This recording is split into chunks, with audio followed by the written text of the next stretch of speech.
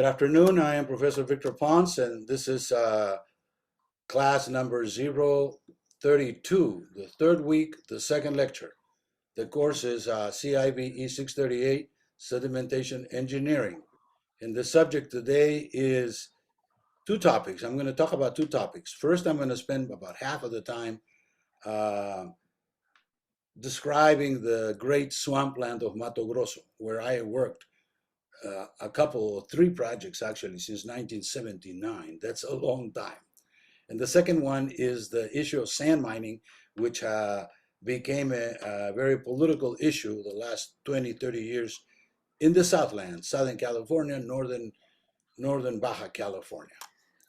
So we are going to get here. Actually, we're supposed to finish.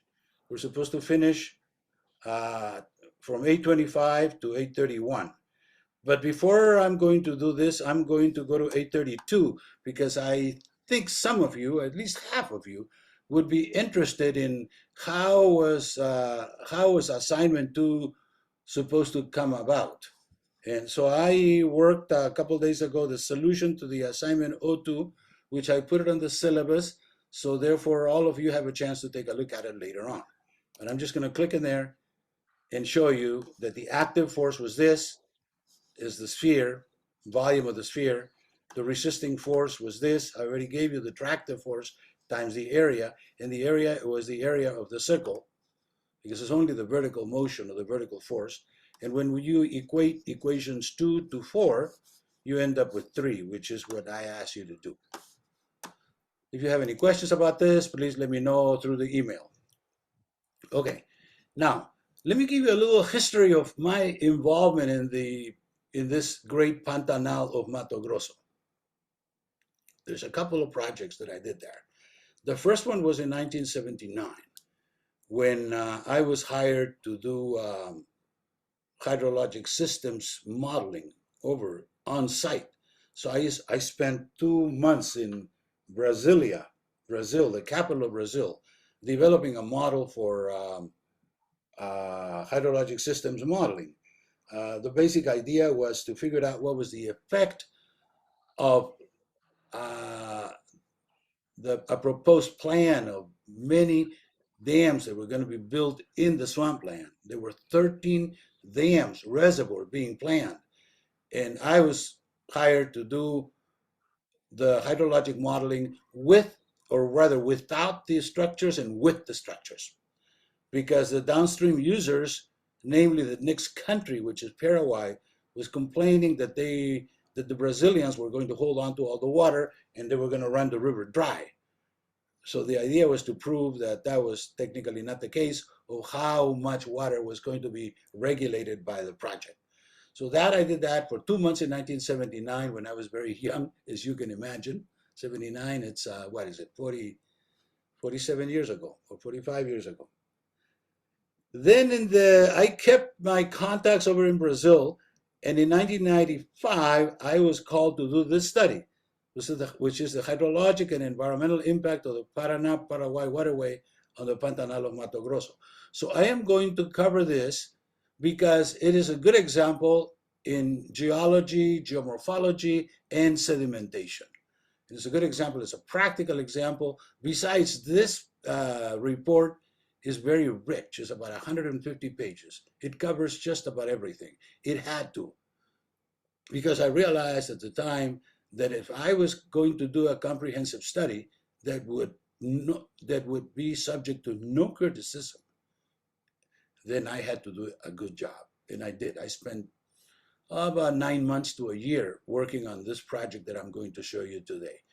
Almost the entire year of 1995. I believe it was from September 94 to September 95 when I released the report. I should tell you, as an interesting bit of information, that there were two ongoing projects at the time. There was the official project, which was the environmental impact analysis and statement for the waterway, the Paraná-Paraguay waterway, for which a consortium of companies, Canadian, US, and Argentina and Bolivia. There were 4 companies. and they were spending what at the time was considered to be a whole lot of money, in the millions of dollars, on the order of $5 million to do this study and spend a year on it, or a year, 18 months actually. And I was doing the David report. They were doing the Goliath report, the big one.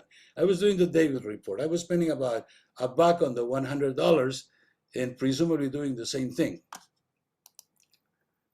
But not quite, because I was doing what I call the hydrologic impact.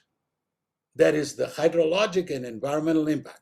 They were doing the environmental impact because at the time, and even to this day, people are hired, companies are hired to do environmental impacts. They're not hired to do hydrologic and environmental impacts. And that has been the source of many troubles in the issue of environmental impact. It has been taken by and large. It has been taken up by people in ecology and biology mostly, to the exclusion of engineers. And typically the hydrologic part of an environmental impact report is basically not worth a darn. And I know what I'm talking. We have had many experiences that allow me to talk in such strong terms about this issue. So I decided to do a hydrologic and environmental impact of the Paraná-Paraguay waterway. I had come from an experience in Tijuana, and I don't want to talk too much about it because at the time we were not allowed to, but it's been a while. It's been like 30 years past since that experience, where the company produced an environmental impact report that was about 1,000 pages long, and they dedicated half a page of the 1,000 pages to the hydrology. Sure enough, when the river charged, it flooded the place, and nobody really knew why was that river there, because it wasn't even in the report. There was no watershed, no nothing. So with this, then I'm saying that I believe in the issue that hydrology is very important. It is a driving force when you discuss environmental impact. So the Paraná-Paraguay waterway was a waterway that was planned to do in the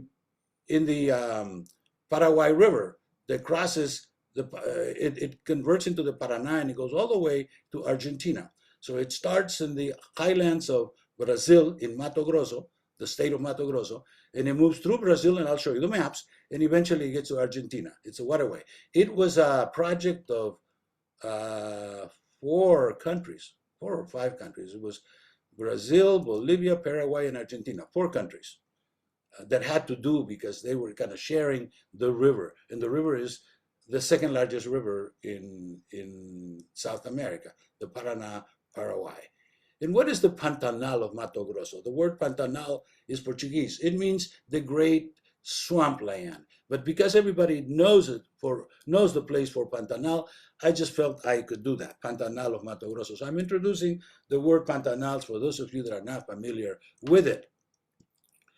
I call it a reference study because my study was not really the study that people have been paid to do. What I got paid was peanuts compared to what they were paid, the big study. So I decided to give it a name, and I call it a reference study. In other words, if people wanted to talk about this subject, they would have to consult my report because it was going to be comprehensive and cover just about everything that would need to be covered. So that's what we did. Let's present here the geography of this. And off and on, I'm going to make comments that are going to relate to that are going to relate to the sedimentation engineering, sedimentation in general, and sedimentation engineering. So this is what we call the Pantanal. This is the way it looks in the upper parts. I was there several times. I would say maybe 4 or 5 times. I traveled north, south, east, west of the Pantanal because I wanted to make sure that nobody later on would say, who are you and what do you know about the Pantanal? I would have to say, I know everything. I've been everywhere. Have you been here? There? No. Most people, even the people that are local, don't know the entire Pantanal. It's about 140,000 kilometers square.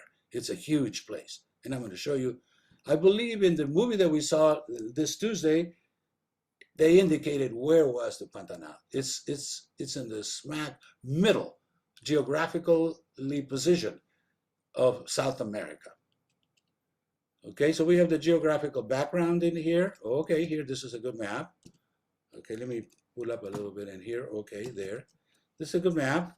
The area here was put into in a little larger scale. We have Argentina, Uruguay, Brazil, Paraguay, Bolivia. And the Pantanal starts over here in Mato Grosso, in a place called Cáceres, and it moves all the way to here, where it says Rio Apa River. So it goes from here to here. Some 700 kilometers of river from here to here. Now, the waterway was supposed to go all the way from Cáceres all the way down to Buenos Aires. So that's more like 2,500 kilometers. But we, of course, our job was not the entire waterway. It was just the protecting the Pantanal. The idea was to protect the Pantanal. When you do an environmental impact report or study like we did, you have to look at the pluses and minuses of the project itself. And what is the project in here? It's a navigation project that proposes to dredge the sand, put it somewhere else, and blast the bottom of the river. And that was the idea, to blast the bottom of the river in order to provide depth for navigation. So that's the geographical location. So we have, this is another picture. I'm going to show the pictures. You are certainly welcome to read the report. I know that those of you that took environmental hydrology with me last year, you already indicated to read the report, and I'm sure many of you at least must have briefly gone through the material. But in here, we have the confluence of the Upper Paraguay River with the Apa River at the end of the swampland. Now, this river in this area, the Upper Paraguay, is about 300 meters wide. That's about 1,000 feet wide. It does not carry a whole lot of discharge because its slope, the channel slope, is extremely mild. It's 0.00002, 4 zeros between the period and the two. And that's about as small a slope that you will find in nature. There are smaller slopes, to be sure, than 0.00002. I quote in my hydrology book, I quote the slope of 0.00006. In other words, about a third of this slope, but I mentioned that it is in connection with estuary flow that is getting right next to the ocean. They have the ocean there is a great boundary condition, so therefore they have got to raise the stage, and that's the reason why those extremely low slopes have been measured near the ocean. But this is not near the ocean. This is in the middle of the continent.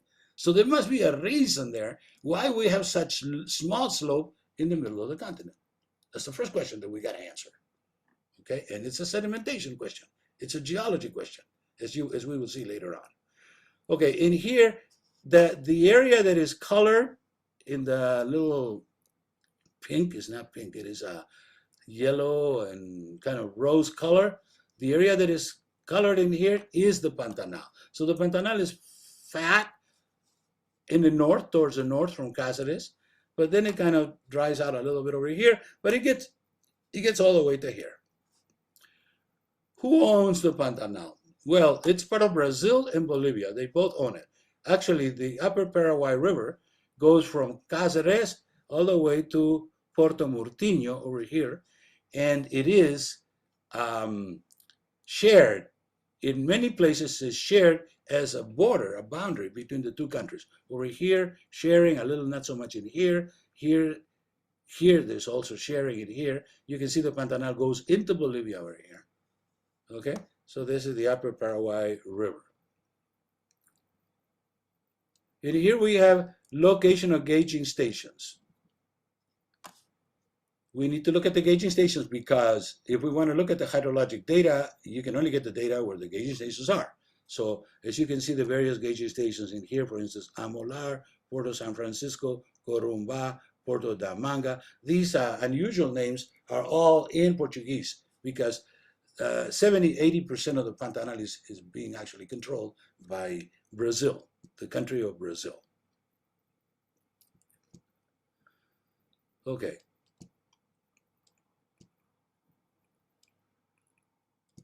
valley slopes in centimeters per kilometer here, from 6 all the way down to 8, 7, very small, 2. Here in Puerto Manga is 2.6.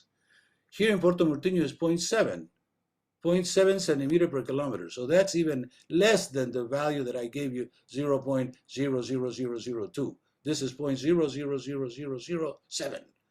It's about as low as you're going to get in nature. Now, this is the important part that I want to emphasize. Why is that Pantanal there? It shouldn't be there. It should, if everything were alluvial, if the situation was entirely alluvial, as it happens in most parts of the world, without no interference from the Earth's crust, then the slope of the channel would start high, like 5, 10%, and it eventually get low to 1% and then 0.1%. And in very unusual cases, it may actually get to 0.01%. But it is gradual.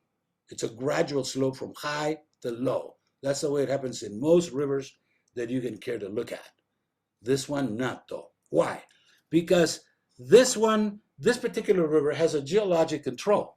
And this is, in fact, the geologic control. This is an aerial view taken from Google Earth, from the source Google Earth, of the upper Paraguay River at Fecho dos Morros, Mato Grosso do Sul.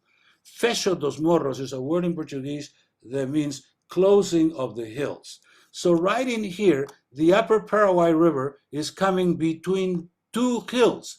One hill over here, can you see it? On the left, and one hill over here on the right. And it so happened, and this is an issue that nobody can say why, only God knows this, that what happened was that the river decided to go through these two hills. And since the hills are formed by rock, and since they are presumably rising up at a certain amount, at a certain speed, but they've already been doing this for, my guess would be like millions of years, 5 to 10 million would not be inappropriate to mention in here, certainly at least 2 million. So these two hills have been rising for the last 2-3 million years, and they basically have taken up the river. The river has had to go up. And in the process of going up, it has sedimented. Here's the part where we're interested in. It has sedimented the entire valley, creating the very flat land that we call the Pantanal. And because it is flat, there's a lot of small lakes, wetlands. It's full of wetlands and lakes. So, and it's extremely flat. Very large area, 140,000 square kilometers, and considered to be the largest swampland in the world. Why? Because of the fact that the slope in here is controlling. And by the way, while I am at it, a hydrologist should be very keen to observe the slope of any project, because it is the slope that controls everything. In this case, we observed the slope, we looked at it because we had experience already when we did this, and we realized that it was forced, the slope was forced to go down because of this that we call geologic control. It's an uplift. Now, in the real world or in nature, there's a constant fight. The fight is between uplift and erosion. The more uplift, the higher the land and less erosion. The more erosion, the lower the land and more flattening of the land. And that is a fight that has been going on for millions of years. So in some places, erosion will prevail. In other places, uplift will prevail. In this case, obviously, the prevalence of this particular site tells us that this is the way that the Pantanal originated. If it were not for these two hills in here, kind of raised up about 40 meters above the original level, we have calculated that, the Pantanal would not exist. Now, how do we know that? How can we say that for sure? We have plotted the entire profile of not only the upper Paraguay, also the middle and the lower Paraguay.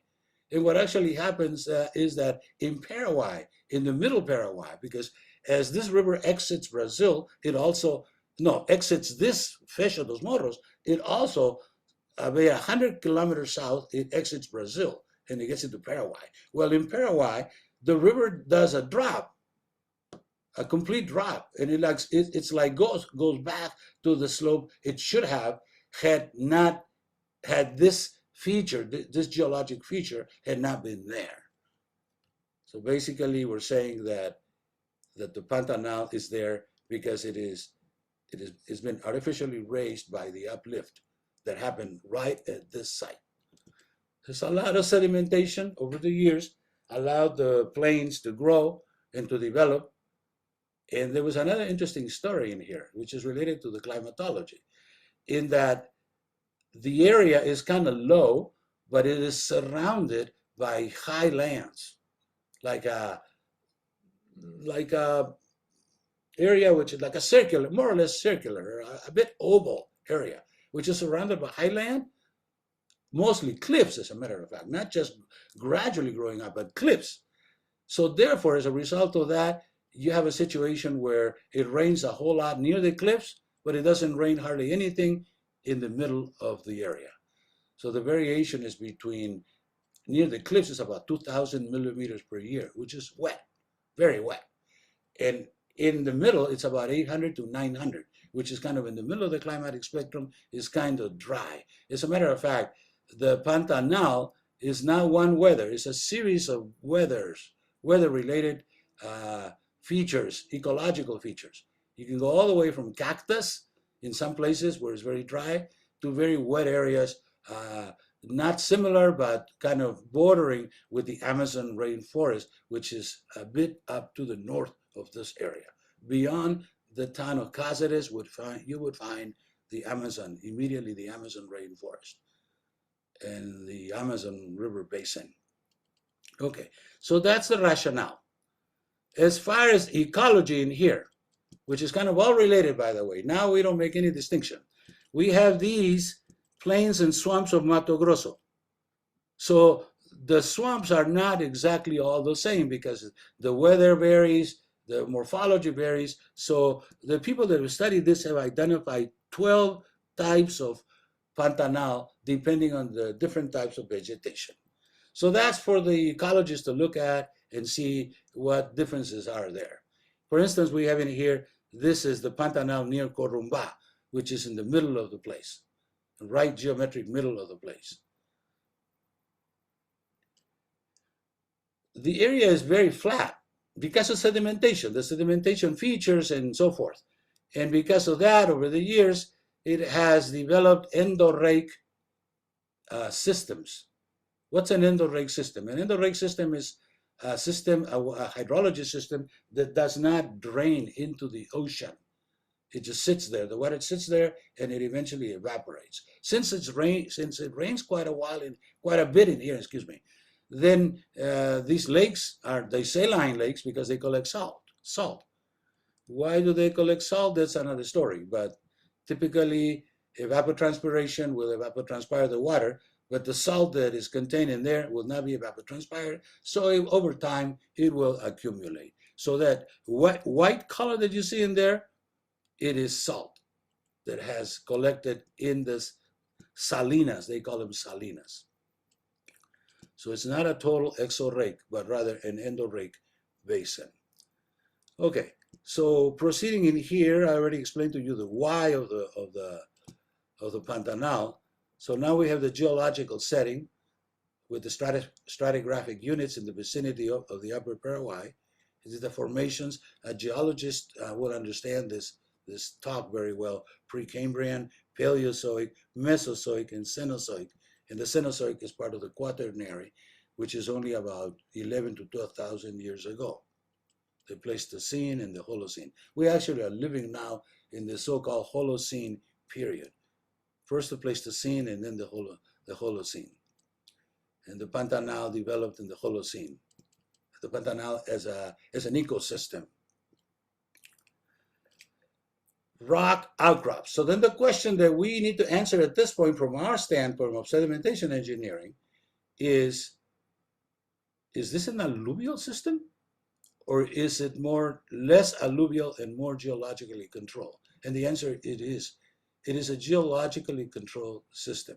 because it has a whole bunch of rock outcrops in the river. If you dig into the river, you as soon will find sand as well as rock.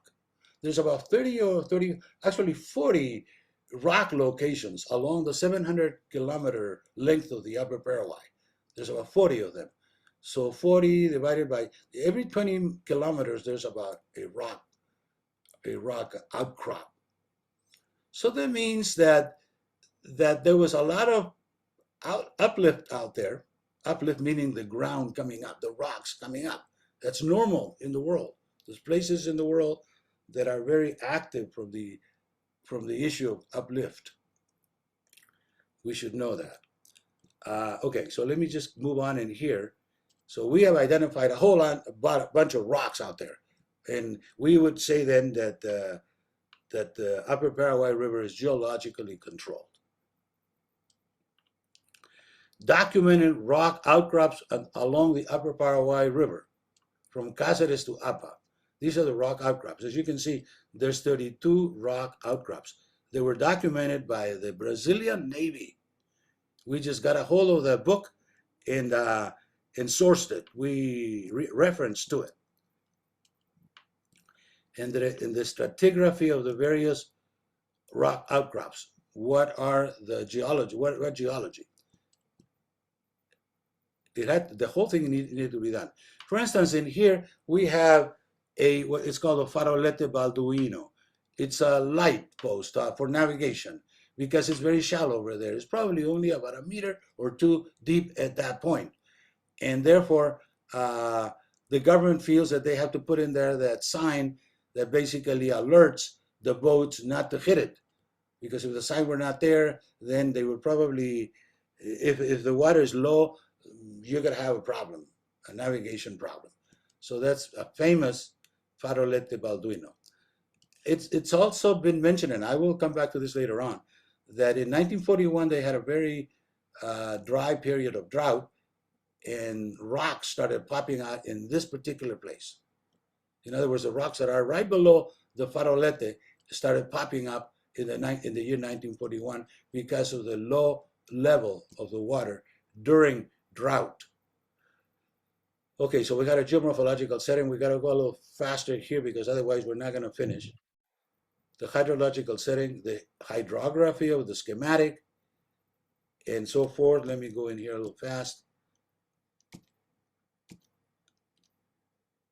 This is the Upper Paraguay near Puerto Multino. It's very wide. It's about 300-400 meter wide river. It also has a very special characteristic that it only has one hydrograph coming out. One hydrograph coming out. It peaks around July, August, and its bottom or the low point is about December and January. We keep going in here, and I'm going to show you one more thing in here before we finish. This, as you can see, very comprehensive report. It took me 9 months to produce this report. We talk about ecology. We talk about just about everything. Geology too. Fauna. There's a specific fauna from the Pantanal. The famous capybara and the Jabiru stork, which is found presumably only in the Pantanal. It is the emblematic bird of the Pantanal anyway. It's called the Jabiru stork. Scientific name, Jabiru mycteria. And finally, over here, I want to talk about this because it's important. I was able to come up, I could not model. I didn't have money to do any modeling. The people that were doing the big study were supposed to do the modeling. Unfortunately, modeling for the Pantanal had been done 30 years earlier, and they didn't finish the job. So it was difficult to do, even with $5 million, the modeling of this huge system, hydrologic modeling. So they didn't do a good job. At any rate, what I did was I plotted all the peak, flood, stage, and date of occurrence, as shown in here, because I had that data. That was easy to do. It took a while. But I developed the so-called double boomerang or boomerang curve. It's actually the boomerang curve. The double boomerang will curve would happen when you go very, very low, and then you turn, this curve would go like here, then turn around like here. But in this case, because the Pantanal was always functioning almost full, then it only have the single boomerang curve. So we produced this chart to indicate this peculiar behavior of the Pantanal.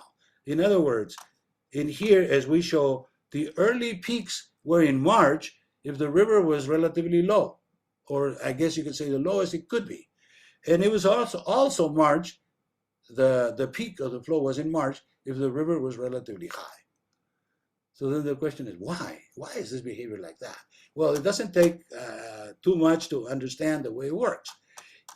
Over here is when the river has already flooded, and it has a lot of resistance. So therefore, resistance from the ground and houses and everything. So it has some time to get through the entire system. So that's why the latest date of the 95 years of data that we have in here is August 1st. But the earliest is March 15 or March 20. So we created this boomerang curve and posted it in here in this report. And then when the big study was finished, it was given to a German company or some German institution to analyze it. And they spent 2 years on it, and they came up and criticized them because they said that their model or their data points did not quite fit Professor Ponce's boomerang curve. In other words, what they did was okay, but it was not the best modeling.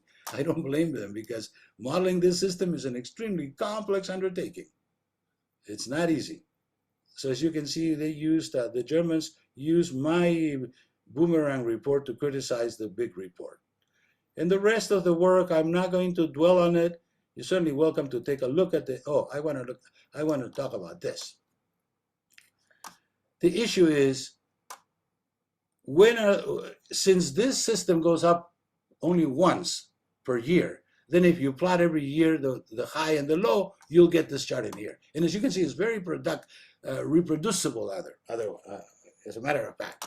You have the low point and the high point, and every low point is followed by a high point. When we did the study in 1995, this was the data up to 1995 that we were able to get. Note that in here, there were 3 recognized drought periods. One in the year 1910 over here, which was kind of followed by 15, 20, and so forth. Another one in the early 40s over here, 1944. 1944 would be the next bottom of the drought. And then there was a 1967 to about 70. No, 65 to 70. So those are the 3 droughts. Okay. When we did this report, we expected this to show a drought. And we said, in this report, we said, we're expecting the drought at any time. Why? Because we have studied droughts, and we know that droughts have a way of recurring. Every 20 years, every 30 years. Some droughts in very dry areas recur every 3-4 years.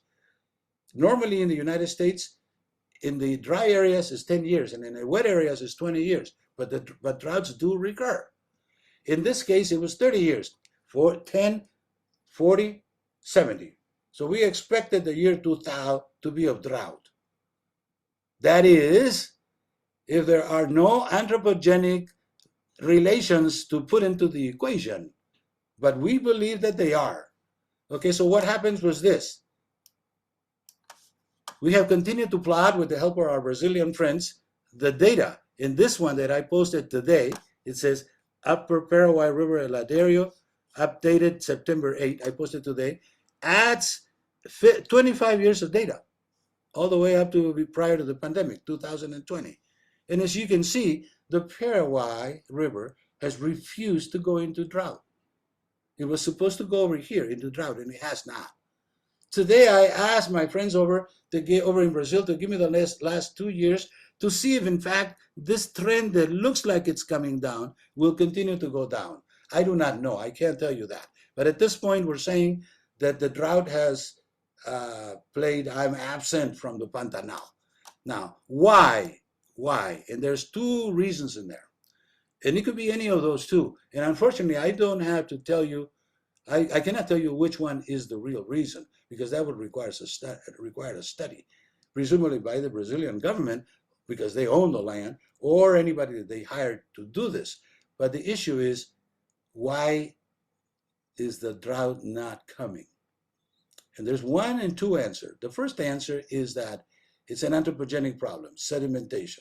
There has been and continues to be a whole lot of agriculture and development in general, just development in the Pantanal. And development produces sediment. That we know for a fact. In the US, we have learned the hard way how development produces sediment.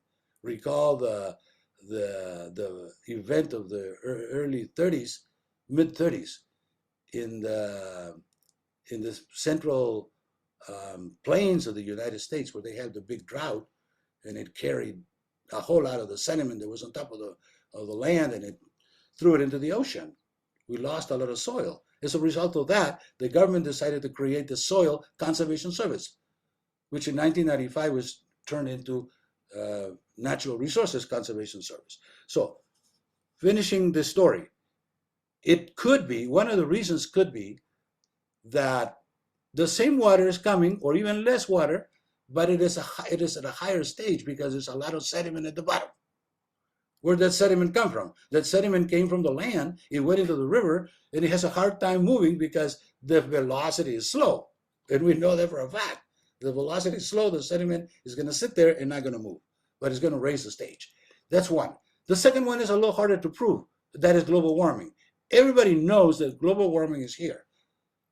Actually, it's not that hard to prove. All you need to do is to show that, in fact, it is raining a whole lot more in the Pantanal over the last 20, 30 years, and is not allowing it to dry out from year to year, like in a pluriannual drought. That's a possibility. Those two remain to be decided. I would bet it is the sediment, but I'm not 100% sure. It could also be the global warming, by the way. So with that, not having answered that question, we will just leave that in there. And this is the origin of the sediment, as you can see, some of the origin. It's a very good picture that I took when I was there. So basically, that is what I would like to say in relation to this report. So those of you that have not seen this report, I would urge you to look at it because it's a very important and very comprehensive report. I have 150 references over here.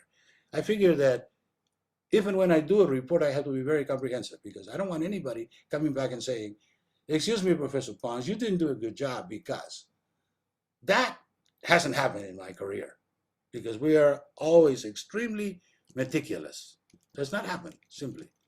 Okay? So with that, then, I am going to now move on the next subject. First, field data of questionable quality. And I'm going to show the video over here. This is related to the Pantanal, by the way.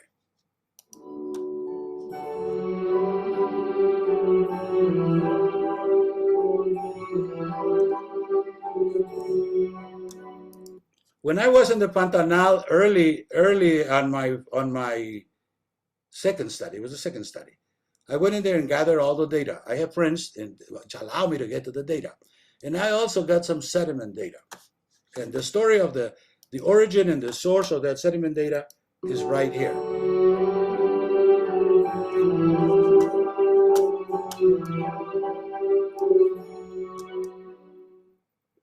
There are three types of errors in mathematical modeling. 1. Errors due to inadequate physical and/or numerical formulation. 2. Errors due to inaccuracies in parameter estimation. And 3. Errors due to questionable quality of field data. The first two types are widely recognized, while the third type is often overlooked.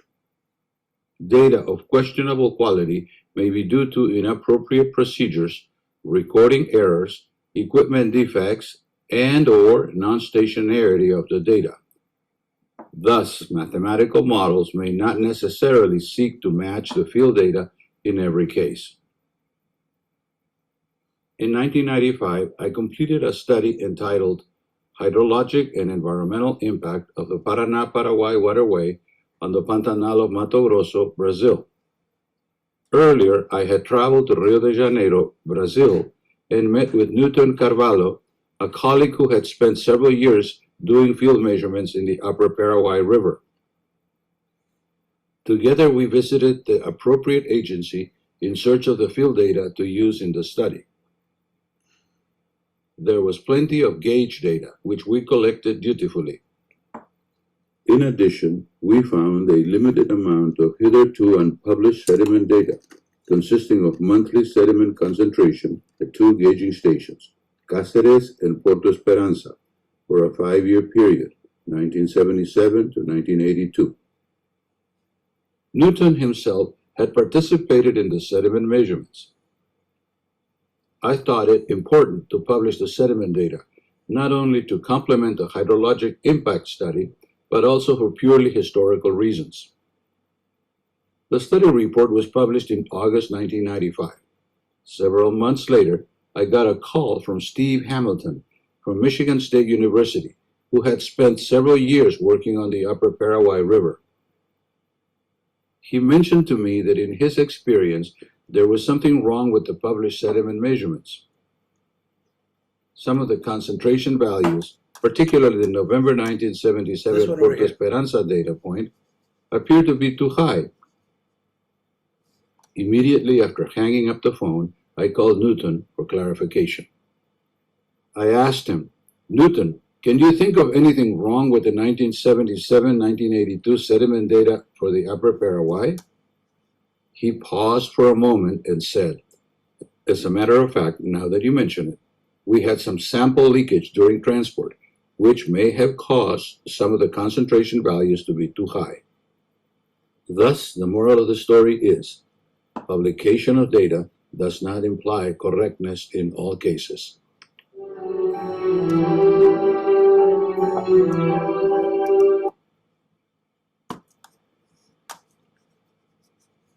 Okay, so I'm going to go over here.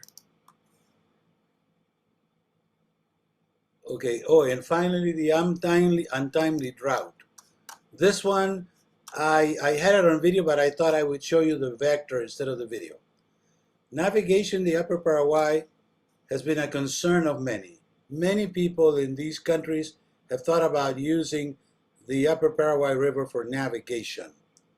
In the late 1960s, the United Nations Development Program, that funds development projects throughout the world, funded a 5-year study to collect data on the upper Paraguay, because somebody argued that if we don't have good data for the river, how are we going to do the navigation project? So they funded a 5-year project from 68 to 73 with an expenditure of about $5 million of the time. Now, 30, 50 years later, it would be like $50 million. Yet the upper Paraguay was not to be tamed. The river remained in drought from 62 to 73, the longest on record. Untimely drought on the upper Paraguay meant that the 5-year study was only able to collect data during low flows. All the flows that were collected in the 5-year study were low flow. They could not get any low flows out of the data because there were no high flows, any high flows. Thus, the moral of the story is, when dealing with the weather, be prepared to lose. It's unpredictable. You can say all kinds of things, but you're not guaranteed that you will win. Examples abound. Recently updated data appears to herald the return of the drought after an unprecedented 47-year hiatus. So that goes back to the story.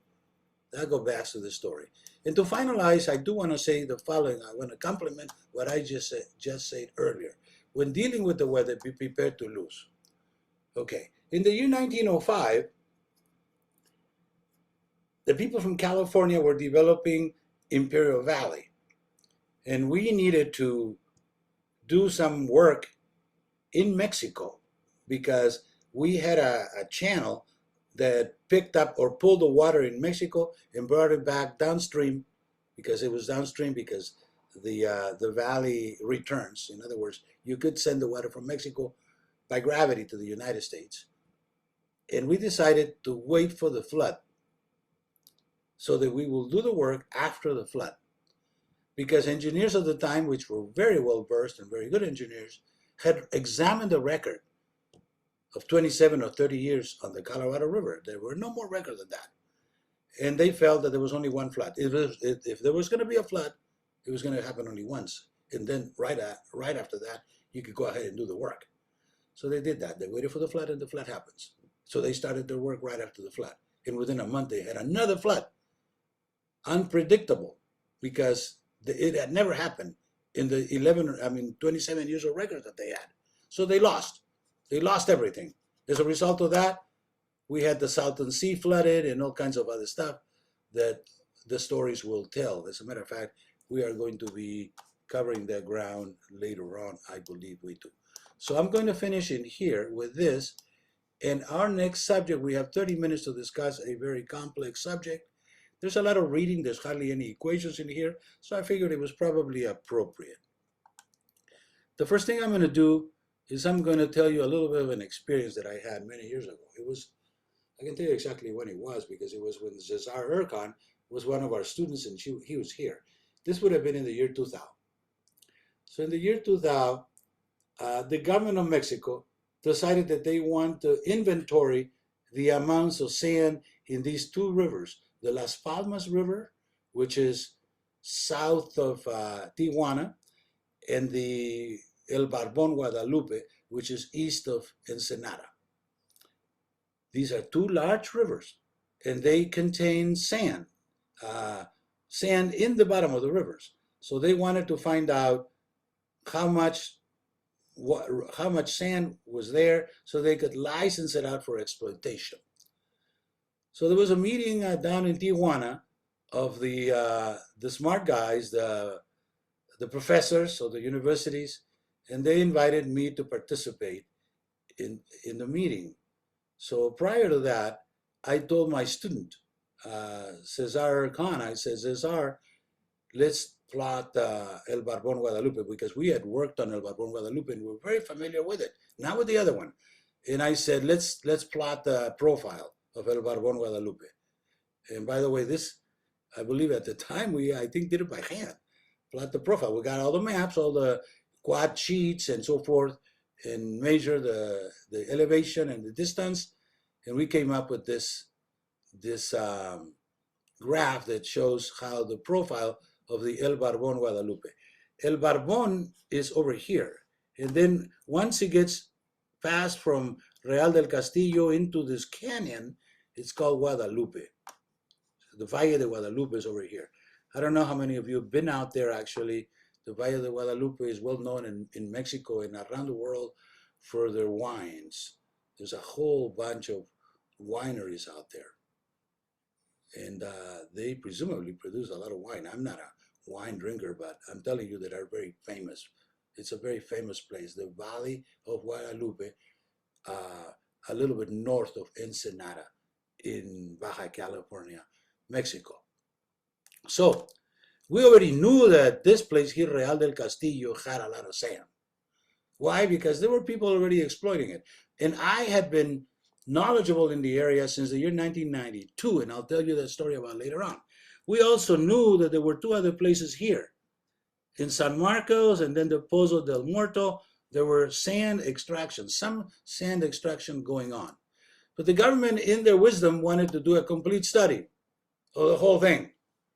And I showed up, I remember I showed up at that meeting and I said, great guys, I already know where the sand is. And I showed them the profile. I said, it's over here and over here and over here. Actually, two more places. Here and here. They were surprised. The entire group of about 20 professors and people that really knew their stuff was really surprised, because I guess they, at the time, had not approached this problem from that point of view. Then they had I guess you could say a conference. They had a conference among themselves shortly after that. And then came out of the conference and they said, they agreed with what I had just said. They agreed with what I had just said. They said, Professor Ponce is right. The sand is where, we know that it is, but we wanted to know why. And now we know why. It is the profile. Obviously, what happens in here is that the sand is carried out here, gravel, everything is transported. But by the time it gets over here, all of a sudden it loses energy in deposits. And what deposits over there? The sand deposits over here. How did this happen? Uplift. The same thing that happened in the Pantanal. This area over here is uplift, indication of uplift. What about over here? Same thing. If it were not for uplift, and there's 1 and 2 locations of clear uplift over here, if it were not for that, the bottom of the profile would be over here, over here. You can see where what I'm drawing the line in there? You can see over here, and all that sand would have made it to the ocean. It would have actually have been carried to the ocean. It would be in the ocean.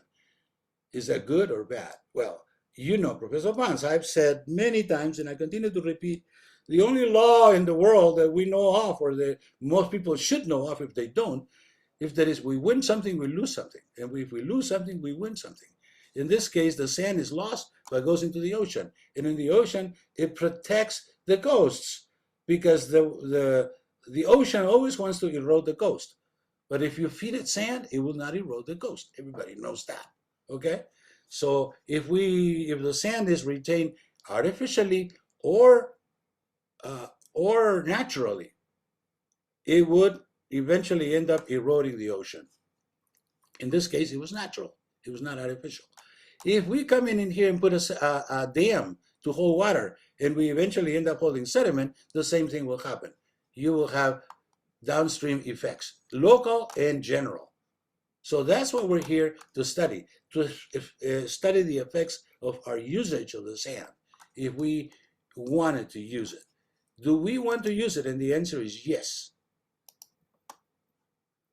Let me show you some pictures in here. We took these pictures in the year 12. We went out there because we had another project over there in the year in 2012. We had a project, about a year's project, and I involved 2 students actually. We went over there.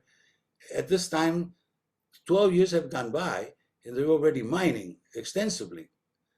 And so I went over there to document what had happened in the last 12 years. And we found out these pictures that I'm going to show in here is the river, but is the river after the sand has been removed. For commercial purposes, of course. Where did it go? It went to the Southland. It went to Southern California. That's a long story, which I will endeavor to explain a little bit more later on. There's another in here, another picture in here. But interestingly enough, we found these sites over here. What is this? This is a place where the rock outcrop is already showing up in the river, which leads us to believe that they excavated about 4 meters. So at 3.5 or 4 meters, they started finding the rock, which was not visible before they started the excavation. Meaning they had to stop in there because they're looking for sand, not rock. They want to mine sand because sand is good for construction. But this, they stopped there. I'm not sure, maybe the government already told them you have to stop if you can get to the rock, or if you do get to the rock, you have to stop. But this is an unmistakable witness of how these operators dug the entire amount of sand all the way to the rock. More so here, look at this. The rock's right there. How many meters did they do? Technically, they were allowed 3 meters, but I believe they actually did 4.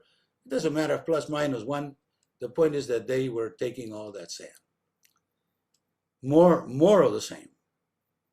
More of the same. So these pictures are witness of what actually happened in the year 2000, or prior to, within the last couple of years before the year 2012.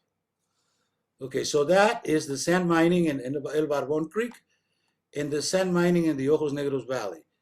I should tell you at this point that the first time I came about to El Barbon Creek was 1992. Why was out there? Why was I out there?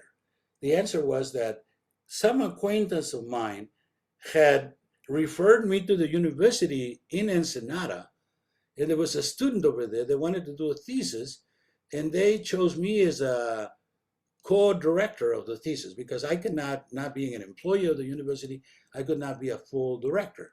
So I was a co-director of the thesis, master's thesis of this student, and the thesis had to do with watershed management throughout that area.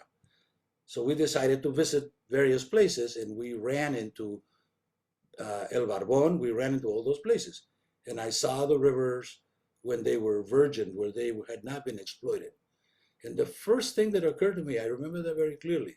The first time I saw the El Barbon Creek, I said, oh, how beautiful sand. Maybe somebody should try to mine it and take it away for money, of course. Mining for money. That was in the year 1992. Well, you can see in the year 20 years later, they had already done it, or they had already started doing it. They had started doing it already. Okay, now I have a paper that I published in the year 2002. In the year 2002, I was being funded by a group called SERP, which had been funded by, I believe, by President Clinton in order to help research along the border. So these were projects that needed to be done along the border. So I developed this idea for research, and we had I believe it was a year of study. We studied the sand mining, the yellow nutsedge, and the drought. We wanted to find out how do we fight drought, because over in that place, drought has a way of recurring every 4 years. There's another story on that, by the way. If I'd have known better, I would have put it in here for us to read. Maybe I should. I'll add it up later on so that you can refer to it later on, perhaps on your own. Okay, so today we're going to go over the sand mining. Some of the few things about sand mining. What is sand mining? It's the removal of the river or sand bed channels in the rivers. And we have a lot in the valleys. We have a lot of sand bed channels. Why? Because the valley is mild, and if it's mild, it will deposit. Upstream of the valley is not mild, that will carry. So they carry and then deposit. Natural process of sedimentation. So there's always going to be sand being brought into the valley. So if sand is always being brought into the valley, then the question is, what happens when the river gets full? And the answer is, it'll move somewhere else. It'll find its own way. And it will abandon the old river, and it will fill up a new channel, create a new channel, and so forth, and keep doing that forever until the valley is lifted up. Okay? And I believe, well, let me just say that that's the way it happens. It's a process of alluvial sedimentation. It doesn't have to be in the river. It could be outside of the river. There could be a flood, and then there's flooding and sedimentation due to the flooding. Okay, so that is why sand is mined, because we need the sand. It's good, typically it's good sand, of the right size and of the right quality. Of course, this has to be studied, but most sands that you care to see out there are good as aggregates for concrete. Do we have need? Yes, we have a lot of construction in Southern California, and there's a lot of need for sand, particularly in these days, and I'm going to tell you exactly why. The sand budget. Can we do a sand budget? The answer is yes, it can be done. Just like you do a water budget, you could do a sand budget. Only that in order to do a sand budget, you need to be well versed in sedimentation engineering, sediment transport, erosion, transport, and deposition. And that's why we're here studying all this stuff. So it is not impossible to do, but it is a difficult subject, because not only you have to know your hydrology, because the hydrology is what generates the transport. So if you're going to measure the sediment routing, as they call it, you got to know the hydrology very well. So I have actually done a couple or three of these sediment, actually more than that. I did one in Bolivia in 1989. Then I did it here a couple of times, 2 or 3 times, 3 times actually.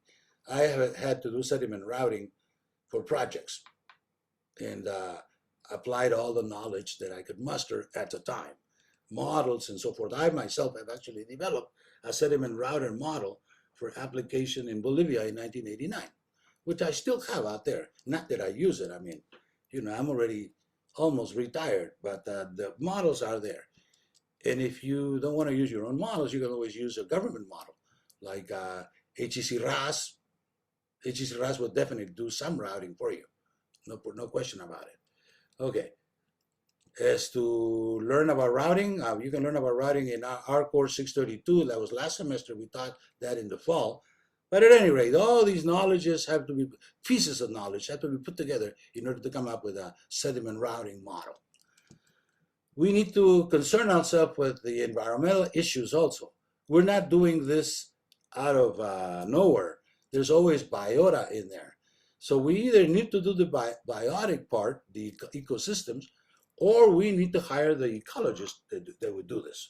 Most likely hire the ecologists. It's probably better because they know more, obviously, having dedicated themselves through their lives to do this sort of thing, ecosystemic studies. But we need to figure out the habitat, the flora, and the fauna. The stability of structures is something we really should consider ourselves as engineers. Typically, when there's disturbances in the bed, they have a way of moving. The question is, they move upstream or downstream? And the answer is a fascinating question. I had an argument with Professor Simons, who was my boss at the time. I said they move downstream. He said they move upstream.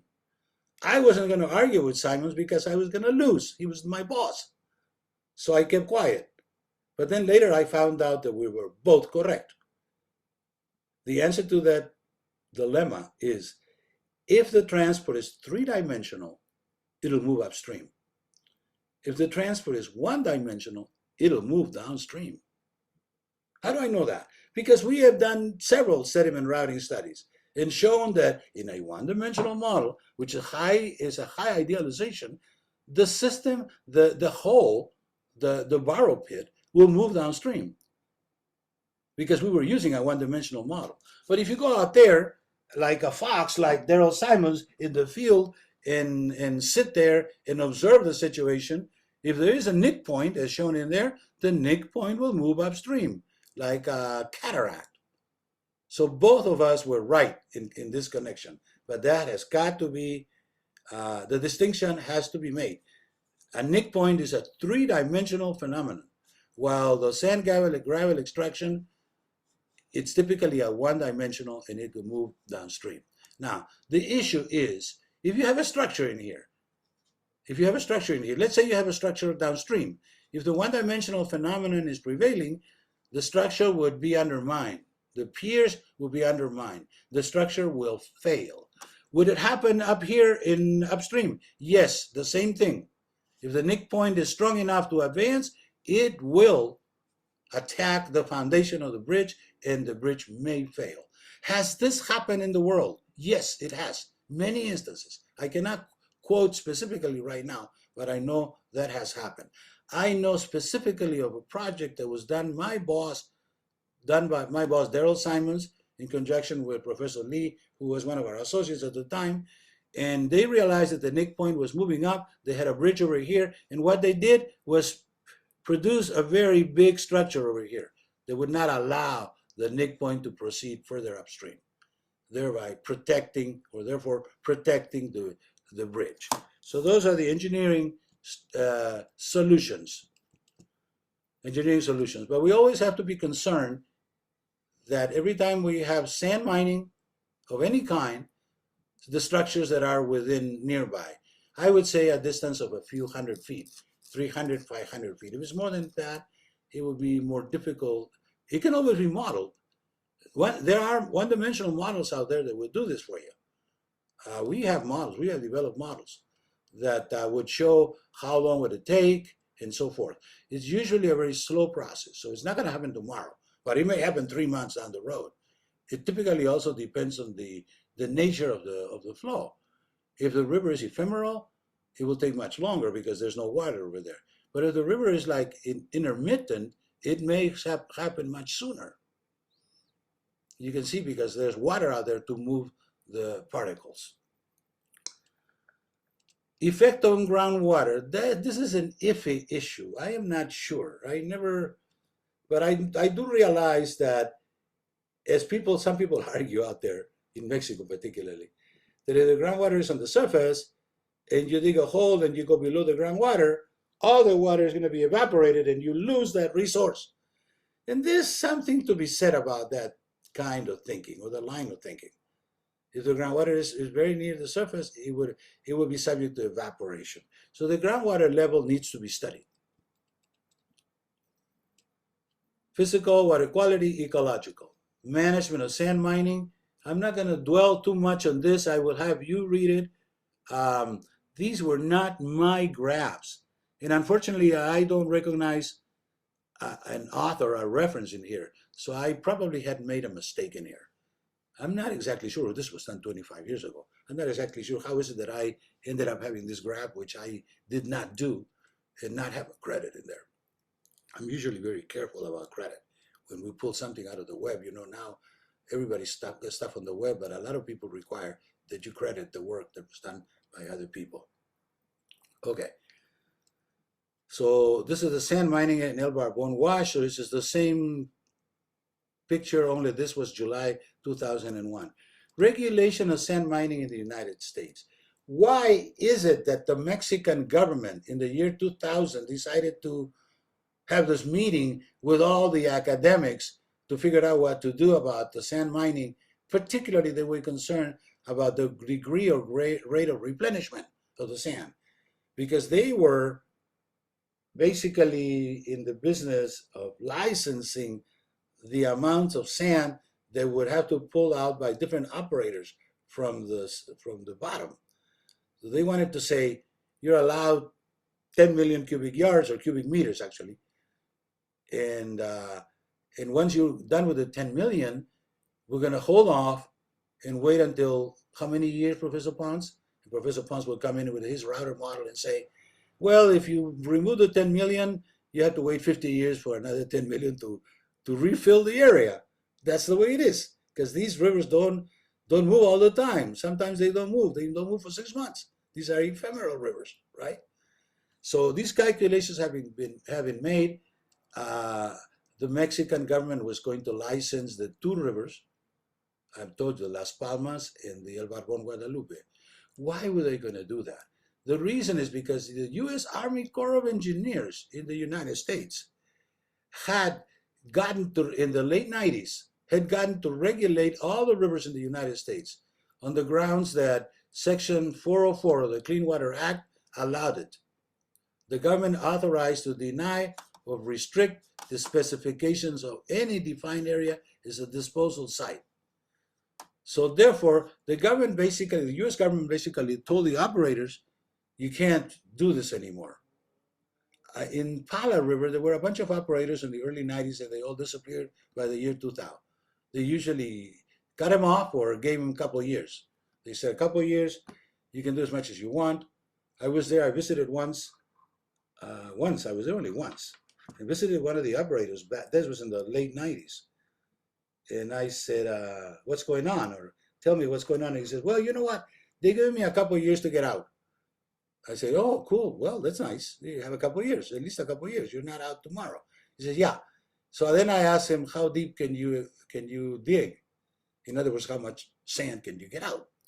And you can study the profile, and you could have 50, 100 meters of sand over there. It depends on the sedimentation and so forth. And the gentleman said to me, you know what? They basically have not told us how deep we should go. They just gave us some time. They said, you have 2 years and get out. And I said, well, how much are you going to dig? And he says, well, we're digging underwater right now. They can. They have equipment to do that. We expect to get to 20 meters, 60 feet, 20 meters. So they were going to use the next 2 years and dig a hole of 20 meters. Now, they sure did that.